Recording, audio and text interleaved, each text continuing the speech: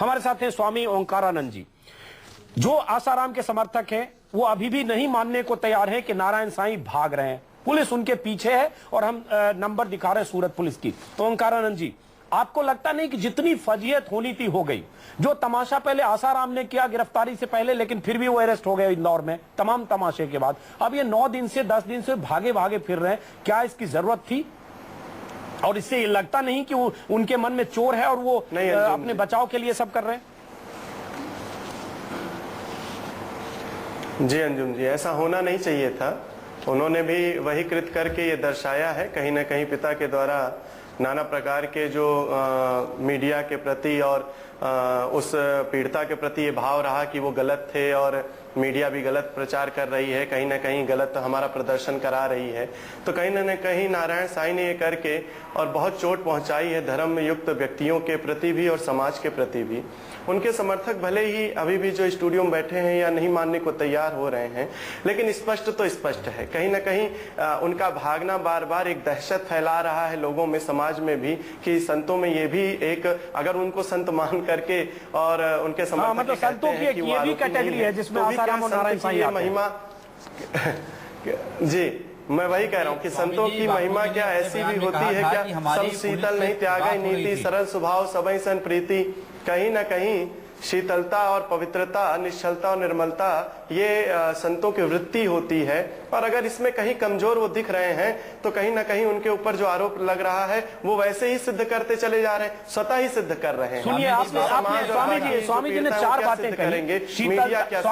स्वामी ओंकारानंद जी, आपने 4 बातें कही, शीतलता, पवित्रता, निश्चलता, निर्मलता, ये संतों की परिभाषा होती है। मुझे नहीं लगता इनमें से चारों में से किसी कैटेगरी में आसाराम और उनके बेटे आते हैं, जिन पर ऐसे आरोप हैं, जो तमाशा दिखाकर अपने भक्तों के साथ उन्होंने क्या किया, उनमें से लड़कियां और महिलाओं के साथ उन्होंने क्या किया, ये धोखाधड़ी से लेकर रेप के जिस पर इल्जाम हो, वो कहां संत की कैटेगरी में आते हैं? निश्चलता, निर्मलता, पवित्रता, पावनता अगर नहीं होती, 50 साल से 5 करोड़ लोगों का जीवन बदला है, चरित्र बदला है। पहले तो उनका दावा 2 करोड़ का, 3 करोड़ आपने ऐड कर दिया उसमें, 5 करोड़ कह रहे हैं। उनके आश्रम की वेबसाइट पर 2 करोड़ है, 3 करोड़ आपने बोनस उसमें डाल दिया। 5 करोड़ उनके आश्रम, 2 करोड़ तो उनके शिष्य हैं जो परिवार जोड़ा जा रहा है उसमें। कम से कम 5 करोड़ शिष्य हैं, उनका जीवन चरित्र बदला है। आपका फोकस कभी अगर उनका जीवन चरित्र बदला है, फिर आसाराम इतने उनका अपना चरित्र क्यों नहीं बदला? बेटे का चरित्र क्यों नहीं बदला? उनके चरित्र में क्या है?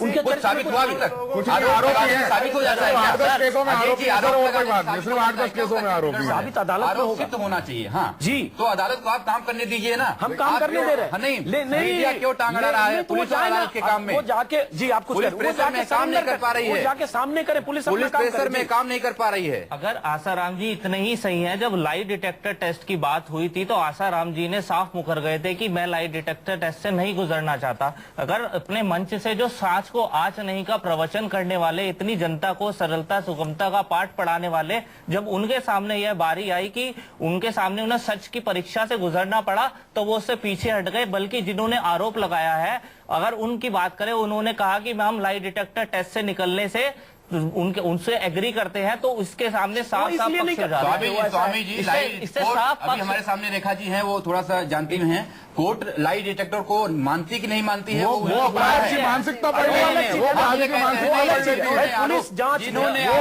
मानसिकता बढ़ती है कि वो तैयार है या नहीं है। ये दिखाइए ना, जिन्होंने आरोप लगाया है उनका भी लाई डिटेक्टर होना चाहिए। ये साजिश आ रही है, आप कह रहे हैं मेरे पे केस आया है, इसका मतलब एक मिनट घर छोड़ के भागना पड़ गया। आप इसका मतलब आप कह रहे हैं कि जो आरोप लगा रही लड़कियां, उसका लाई डिटेक्टर दबाव में आते थे, साजिश से भी होती, केस से भी आता, परिवार पूरा गायब। आप ये कह रहे हैं जिसने आरोप लगाया उसका लाई डिटेक्टर, परिवार आ गया, गायब नहीं है। आपने पेपर पढ़ा होगा, अगर मैंने पढ़ा। मैं आप ये कह रहे हैं लाई डिटेक्टर जो आरोप लगा रहे हैं उनका होना चाहिए, आसाराम जी का नहीं होना चाहिए। दोनों का होना चाहिए। पहले उनका होना जिन्होंने आरोप लगाया है, आरोप नहीं है, अरे पहले उनका। और देखिए महेंद्र चावला का बैकग्राउंड देख लीजिए, और भोलानंद का बैकग्राउंड, अपनी माँ को मारा है, उसके भाई का स्टेटमेंट है। ऐसा है कि आज आप देखिए वीडियो क्लिप है, आसाराम के देखने की जरूरत है। अजय जी नहीं, आरोपियों की भी देखने का बैकग्राउंड। स्वामी विवेकानंद नहीं, स्वामी जी मेरी बात कर लीजिए। स्वामी विवेकानंद अमेरिका में थे, उसके पहले कोई आरोप नहीं था। धर्म सम्मेलन के बाद में जब उनकी फांसी हो गई, एक मिनट, मुझे लगता है कि आप आसाराम नारायण साईं की बात करते हैं। नहीं, बात नहीं, न्याय की बात कर रहा हूँ, न्याय की बात नहीं, अजीत जी न्याय की बात कर रहा हूँ। उन्होंने अपने जवान से कहा है कि उनका ही लंगोटिया याद था, नाम क्यों ले रहे हैं? चरित्र पर आरोप लगाने लग गया था, नाम ले रहा हूँ। इतने बड़े दार्शनिक का नाम एक सामान्य आरोप इसके साथ नहीं जोड़ सकते। क्यों नहीं जोड़ सकते? फरार संत नारायण साईं की बात करते वक्त विवेकानंद, दयानंद और ऐसे तमाम महात्माओं, महर्षि का नाम लेना भी जघन्य अपराध है, उनका अपमान है। नारायण साईं जिन पर आरोप है और आरोप सिर्फ 2 लड़की के नहीं है, आरोप मेरा अशोक जी से सिर्फ एक सवाल है। साहब मैंने सुना ना, मेरा एक सवाल सुन लीजिए। अभी जब थोड़ी देर पहले आपने कहा कि नारायण साईं क्यों लिए आ रहे, तो आपने कहा जब नारायण साईं स्वयं समझेंगे तो वो अपने आप प्रकट हो जाएंगे। अरे भाई साहब, इस देश में सबसे बड़ा धर्म है इस देश का संविधान, इस सबसे बड़ा धर्म है राष्ट्र का धर्म, और राष्ट्र धर्म ने उनको नोटिस उनके दरवाजे पर जाकर चिपकाया। आप आइए और इस इन्वेस्टिगेशन को ज्वाइन करिए, और वो उससे आप एक आम आरोपी की तरह भागे भागे घूमते हैं। आप ना राष्ट्र धर्म को मानते, ना राष्ट्र धर्म को मानते। नारायण साईं फरार हैं, पुलिस उनके पीछे है, उनकी तलाश जारी है। कई राज्यों में उनके ठिकाने की जानकारी पुलिस को मिल रही है, और इस बीच सूरत में सुनवाई पूरी हो चुकी है उनकी जमानत याचिका पर। कुछ देर बाद हालांकि कहा यह भी जा रहा है कि शायद शाम 5 बजे अदालत से फैसला आएगा, उन्हें जमानत मिलती है या नहीं। इस बीच यह भी खबर आ रही है कि कुछ मिनटों के भीतर सूरत के पुलिस कमिश्नर प्रेस कॉन्फ्रेंस कर सकते हैं, मीडिया को एड्रेस कर सकते हैं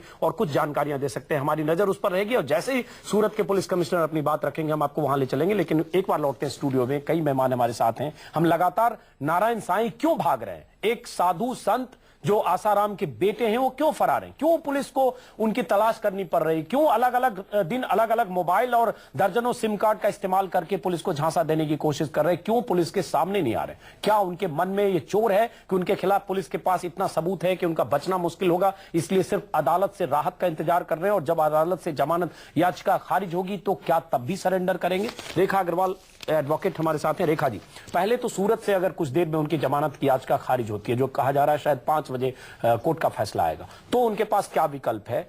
सुप्रीम कोर्ट, हाई कोर्ट, क्या विकल्प? हाई कोर्ट जाते हैं तो शायद क्या हाई कोर्ट कहेगा पहले सरेंडर करो, क्या विकल्प है उनके साथ? देखिए, हाई कोर्ट और सेशंस कोर्ट दोनों को बराबर पावर है अग्रिम जमानत, एंटिसिपेटरी बेल देने के लिए।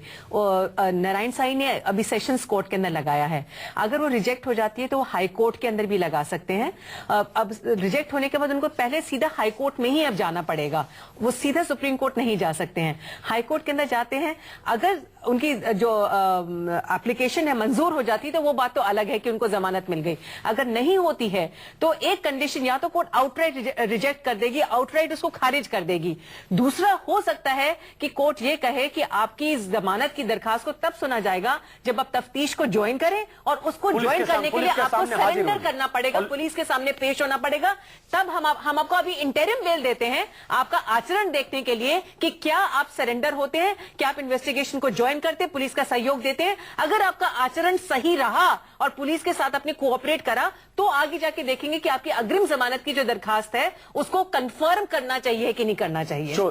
चलिए, इसका मतलब है कि उनके सामने राहत की गुंजाइश बहुत कम है। आसाराम के समर्थक मुंबई से अखिलेश जी, जो रेखा अग्रवाल कर रही हैं, बहुत मुश्किल है उन्हें निचली अदालत में यहां राहत मिलना, और उसके बाद उनके सामने जो भी मुश्किलें होंगी। एक सवाल आपसे पूछना चाहता हूं, आप लोग बहुत बेलाग होकर, बहुत ही बेखौफ होकर, बहुत बेबाक होकर, तमाम तरह से आंख मूंद करके अंधभक्त की तरह आसाराम का पहले बचाव करते रहे, उसके बाद नारायण साईं का बचाव कर रहे। क्या इनसे आपकी बात हुई है, बात होती है, या किस आधार पर क्यों बचाव करते हैं? नहीं, अजीत भाई, हम लोग उनसे या वहां आश्रम में नहीं, हमें चलना, माफ करें बीच में रोक रहा हूं, हमें चलना पड़ेगा सूरत के पुलिस कमिश्नर मीडिया के सामने अपनी बात रख रहे हैं, हमें सीधा चलना होगा सूरत। सुनते हैं सूरत के पुलिस कमिश्नर राकेश अस्थाना क्या कर रहे हैं।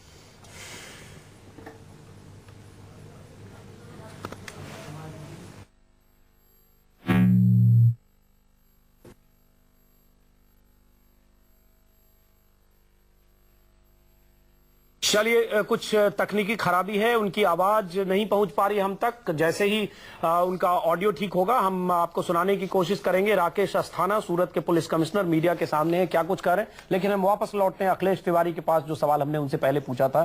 क्या आपकी बात हुई है नारायण साईं से, जब 9-10 दिनों से वो फरार हैं, भागे भागे फिर रहे हैं, कभी दिल्ली में उनके होने की जानकारी मिलती है, कभी MP के शिवपुरी में होने की जानकारी मिलती है, आप लोगों से बातचीत होती है या नहीं? जी नहीं अजीत भाई, ऐसा कोई भी चर्चा हम लोगों की नहीं हुई है, न हुआ। हम लोग जो समर्थन दिए, निश्चित तौर पर जो आसाराम बापू के समाज में एक बार फिर रोकना पड़ेगा। हम एक बार कोशिश करते हैं, राकेश अस्थाना क्या बोल रहे हैं हम पहले सुनते हैं। हम आपके पास वापस आएंगे, सुनते हैं। किया जाए। दूसरा, कोर्ट में हम आज उनके नॉन अवेलेबल वारंट के लिए पिटीशन डाल रहे हैं और कोर्ट के ऑर्डर्स अवेटेड है। ये दिल्ली जो हमारी टीम इन्वेस्टिगेशन के लिए गई है, उन्होंने हमें ये जानकारी दी थी, उसके बाद ये डेवलपमेंट हुआ है। जो भी नोटरी हैं, उनके लड़के भी उनके साथ काम करते हैं, दोनों ने बयान दिया है और पूरा खुलासा किया है कि किस बैकग्राउंड में उनसे ये पिटीशन नोटराइज कराई गई। ये इन्फॉर्मेशन देने के लिए मैंने आपको बुलाया था। अभी कोर्ट में हियरिंग चल रही है, हियरिंग का जैसे नतीजा आएगा आप कोर्ट में से गैदर कर सकते हैं। तो फिर वो नोटरी में फोर्जरी किसने की, साइन किसने की नारायण साईं के? अब ये इन्वेस्टिगेशन का विषय है। फिर नोटरी भी उसमें वही कल्पित है, सेम? नोटरी ने जो बयान दिया है उसके हिसाब से उनको इन्फ्लुएंस में लेके कोशिश की गई है। नोटरी हिमसेल्फ जो है वो इनके आश्रम के भक्त कहते हैं अपने आप को, और उनका ये कहना है कि उन्होंने दिल्ली में, सूरत में ये थे राकेश अस्थाना, मुंबई के माफ करें सूरत के पुलिस कमिश्नर। आपने सुना, वो जानकारी दे रहे थे। आज पुलिस कोर्ट में वारंट के लिए कोर्ट में अर्जी लगाएगी और पुलिस को इंतजार है कि अदालत का फैसला क्या होता है, क्या उन्हें जमानत मिलती है।